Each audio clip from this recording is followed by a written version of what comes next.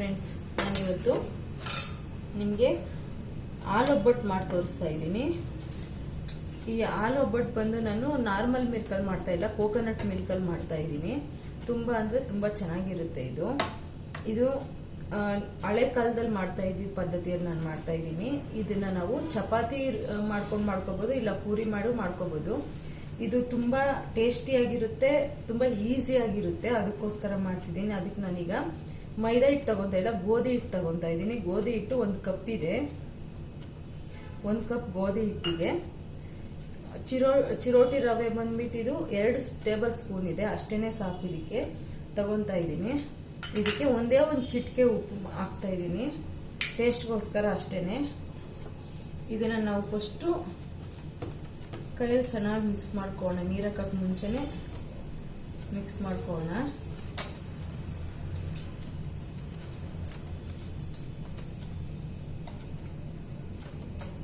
ಈಗ ನೀರು ಹಾಕಿ ಚಪಾತಿ ಹಿಟ್ಟು ಅದಕ್ಕೆ ಮಾಡ್ಕೊಳ್ಳೋಣ.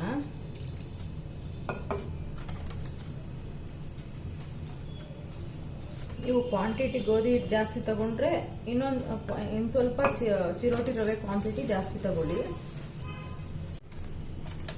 ನೋಡಿ, ಅದಕ್ಕೆ ಚಪಾತಿ ಅದಕ್ಕೆ ಇಸ್ಕೊಂಡ್ರೆ ಇಟ್ಟು ಸಾಕು. ಸ್ವಲ್ಪ ಚೆನ್ನಾಗಿ ಇಸ್ಕಿಟ್ಕೊಳ್ಳಿ, ತುಂಬಾ ಚೆನ್ನಾಗಿ ಬರುತ್ತೆ.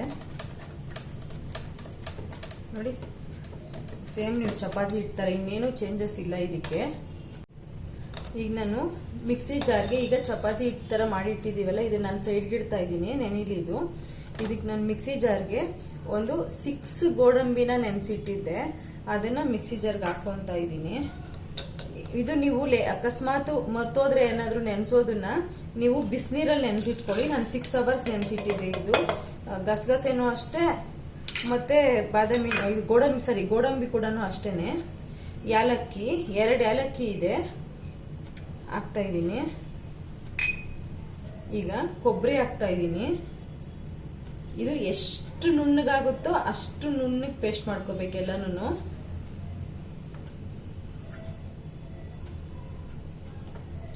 ನೀರು ಹಾಕೊಂಡು ನುಣ್ಣಗೆ ಪೇಸ್ಟ್ ಮಾಡ್ಕೋಣ.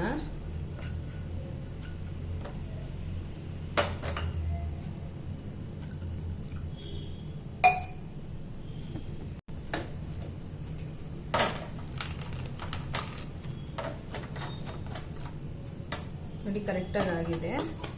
ಒಂದು 2 ಮಿನಿಟ್ಸ್ ಆಯ್ತು ಇದು ಪೇಸ್ಟ್ ಮಾಡ್ಕೊಳೋದಕ್ಕೆ. ಕೊಬ್ಬರಿ ಹಾಕಿರೋದ್ರಿಂದ ಸ್ವಲ್ಪ ಗೋಡಂಬಿ ಹಾಕಿರೋದ್ರಿಂದ ಎಲ್ಲಾನು ಸ್ವಲ್ಪ ನುಣ್ಣಗೆ ಆಗ್ಬೇಕು, ಪೇಸ್ಟ್ ಟೈಪು, ಆಗ್ಲೇ ಚೆನ್ನಾಗಿ ಟೇಸ್ಟಿಯಾಗಿರುತ್ತೆ. ಈಗ ನಾವು ಇದನ್ನ ಕುದಿಸ್ಕೋಣ.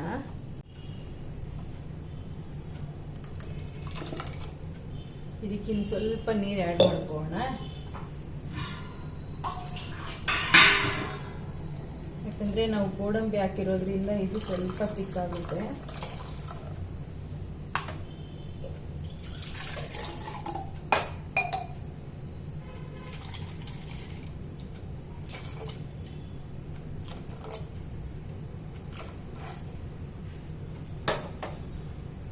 ಇದನ್ನ ಒಂದು 2 ಮಿನಿಟ್ಸ್ ಕುದಿಸ್ಕೋಣ.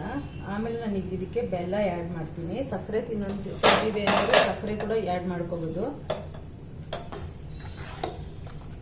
ಇನ್ನೊಂದು ಸ್ವಲ್ಪ ನೀರು ಆ್ಯಡ್ ಮಾಡ್ಕೋಣ. ಯಾಕಂದ್ರೆ ಇದು ಸ್ವಲ್ಪ ಬಿಸಿಯಾಗಿ ಕುದಿ ಬಂದ್ಮೇಲೆ ಅದಕ್ಕೆ ಬರಬೇಕು ಅಂದ್ರೆ ಇನ್ನೊಂದು ಸ್ವಲ್ಪ ನೀರು ಆ್ಯಡ್ ಮಾಡ್ಕೊಬೇಕು.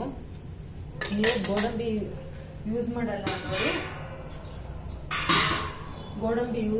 ಅನ್ನೋರು ಇದಕ್ಕೆ ಅಕ್ಕಿನ ನೆನೆಸ್ಬಿಟ್ಟು ಕೂಡ ರುಬ್ಕೋಬಹುದು.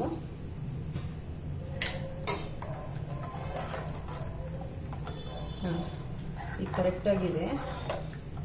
ಇದು ನಿಮ್ಗೆ ಉಳಿದ್ರೆ ಏನ್ ಮಾಡೋದು ಅಂತೆಲ್ಲ ಟೆನ್ಷನ್ ಎಲ್ಲ ಕೊಡೋಂಗಿಲ್ಲ. ಯಾಕಂದ್ರೆ ಇದು ಆರಾಮಾಗಿ ಕುಡಿಬಹುದು, ತುಂಬಾ ಚೆನ್ನಾಗಿರುತ್ತೆ ಕುಡಿಯೋದಕ್ಕೆ.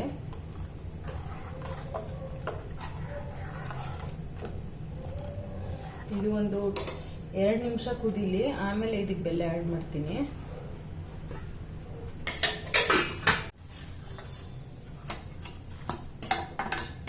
ನೋಡಿ, ಈ ತರ ಕುದೀತಾ ಬಂದಿದೆ. ಒಂದು ಕುದಿ ಬಂದಿದ ತಕ್ಷಣ ಇದಕ್ಕೆ ನಾನು ಬೆಲ್ಲ ಹಾಕ್ತಾ ಇದ್ದೀನಿ. ಬೆಲ್ಲ ಬಂದು ನೀವು ಕೊಬ್ಬರಿ ಎಷ್ಟು ತಗೊಂಡಿದ್ದೀರೋ ಅಷ್ಟೇ ಕ್ವಾಂಟಿಟಿಯಲ್ಲಿ ಬೆಲ್ಲ ತಗೊಂಡಿದ್ದೀನಿ, ಸಾಕಾಗುತ್ತೆ. ಇದು ಸ್ವೀಟು ಓವರ್ ಸ್ವೀಟ್ ಆದರೂ ತಿನ್ನೋದಕ್ಕಾಗೋದಿಲ್ಲ. ಬೆಲ್ಲ ಏನು ಫುಲ್ ಪುಡಿ ಮಾಡಿಕೊಂಡು ತುರ್ಕೊಳ್ಬೇಕು ಅಂತ ಏನೂ ಇಲ್ಲ, ಯಾಕಂದ್ರೆ ನಾವೀಗ ಕುದಿಸ್ತೀವಲ್ಲ ಕರ್ಗೋಗುತ್ತೆ. ನೋಡಿ ಬೆಲ್ಲ ಹಾಕಿದ ತಕ್ಷಣ ಕಲರ್ ಎಲ್ಲ ಚೇಂಜ್ ಆಗುತ್ತೆ. ಇನ್ನೊಂದು 2 ಮಿನಿಟ್ಸ್ ರೆಡಿ ಆಗ್ಬಿಡುತ್ತೆ. ಒಂದು ಟೋಟಲ್ ಆಗಿ ಒಂದು 4 ಮಿನಿಟ್ಸ್ ಆಗುತ್ತೆ ಅಷ್ಟೇನೆ ಮಾಡ್ಕೊಳೋದಿಕ್ಕೆ. ನೋಡಿ ಫ್ರೆಂಡ್ಸ್, ಈಗ ಕುದೀತಾ ಬಂದಿದೆ. ತುಂಬಾ ಕುದಿಸ್ಕೊಳೋದೇನು ಬೇಡ. ಸಕ್ಕರೆ ಹಾಕಿದ್ದೀರಾ ಅಂದ್ರೆ ನೀವು ಇನ್ನೂ ಕುದಿಯೋದು ಕಮ್ಮಿ ಮಾಡಿಕೊಂಡ್ರು ನಡೆಯುತ್ತೆ. ನಾನು ಬೆಲ್ಲ ಹಾಕಿರೋದ್ರಿಂದ, ನಾನು ಕಪ್ ಬೆಲ್ಲ ಯೂಸ್ ಮಾಡಿದ್ದೀನಿ, ನಾಟಿ ಬೆಲ್ಲನ, ಅದಕ್ಕೆ ಕಲರ್ ಈ ಥರ ಬಂದಿದೆ. ನೀವು ನಾರ್ಮಲ್ ಬೆಲ್ಲ, ವೈಟ್ ಬೆಲ್ಲ ಯೂಸ್ ಮಾಡಿದ್ರೆ ಕಲರ್ ಇನ್ನು ಬೇರೆ ಚೇಂಜ್ ಆಗುತ್ತೆ. ಇದು ನಾನೀಗ ಆಫ್ ಮಾಡಿಬಿಡ್ತಾ ಇದ್ದೀನಿ. ನೋಡಿ ಅದ ಬಂದ್ಬಿಟ್ಟು ನಿಮಗೆ ಈ ನಾವು ಏನಾದರೂ ಪಾನ್ ಕಟ್ಟೆ ಕುಡಿತೀವಲ್ಲ, ಅದಕ್ಕೆ ನೀವು ಸ್ಟಾಪ್ ಮಾಡಿಕೊಂಡ್ರೆ ಗೋಡಂಬಿ ಹಾಕಿರೋದ್ರಿಂದ ಇನ್ನೊಂದು ಸ್ವಲ್ಪ ಆರೋ ಹೊತ್ತಿಗೆ ಇನ್ನು ಸ್ವಲ್ಪ ಗಟ್ಟಿ ಬರುತ್ತೆ. ಸಾಕಿದು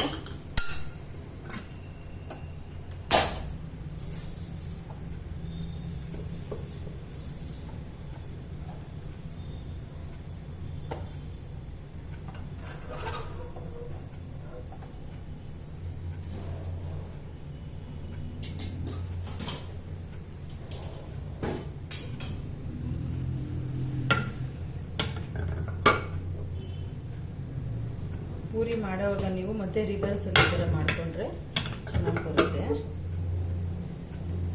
ನೀವು ಲಟ್ಟಣಿಗೆಲ್ಲಿ ಕೂಡ ಲಟ್ಟಿಸ್ಕೋಬೋದು, ನೀಟಾಗಿ ಬರುತ್ತೆ.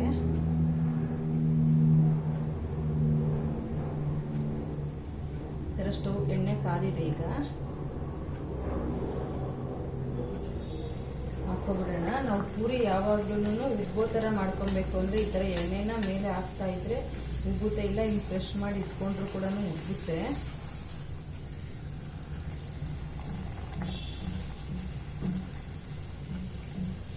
ನಾನು ಆದಷ್ಟು ಪೂರಿಗೂ ಕೂಡ ನಾನು ಯಾವತ್ತೂ ಮೈದಾ ಹಿಟ್ಟು ಯೂಸ್ ಮಾಡಿಲ್ಲ, ಗೋಧಿ ಹಿಟ್ಟಲ್ಲೇ ಮಾಡ್ತೀನಿ.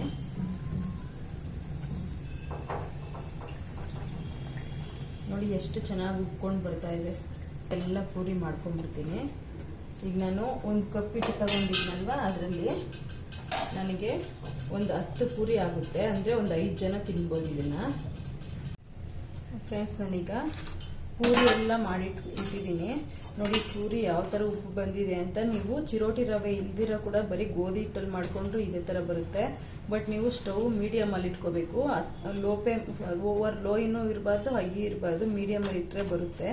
ಈ ಥರ ಮಾಡ್ಕೊಬೋದು ಪೂರಿ. ಅವಾಗ ನೀವು ನೀವು ಪೂರಿ ನಿಮಗೆ ಇಷ್ಟ ಇಲ್ಲ ಅನ್ನೋರು ಅದೇ ಹಿಟ್ಟನ್ನ ಚಪಾತಿ ಮಾಡಿಕೊಂಡು ಚಪಾತಿ ಜೊತೆ ಕೂಡ ಇದನ್ನ ತಿನ್ಬೋದು, ಅದು ಕೂಡ ಚೆನ್ನಾಗಿರುತ್ತೆ. ಈಗ ನಾನು ಇದನ್ನ ಯಾವ ಥರ ಸರ್ವ್ ಮಾಡೋದು ಅಂತ ತೋರಿಸ್ತೀನಿ. ರೆಡಿ ಆಗಿದೆ ನೋಡಿ, ತಿಕ್ಕಾಗೋಯ್ತು. ನಾವು ಈ ಥರ ಒಂದೊಂದು ಸಾರಿನೂ ಮಿಕ್ಸ್ ಮಾಡಿಕೊಂಡೇ ಪ್ಲೇಟ್ಗೆ ಹಾಕೋಬೇಕು.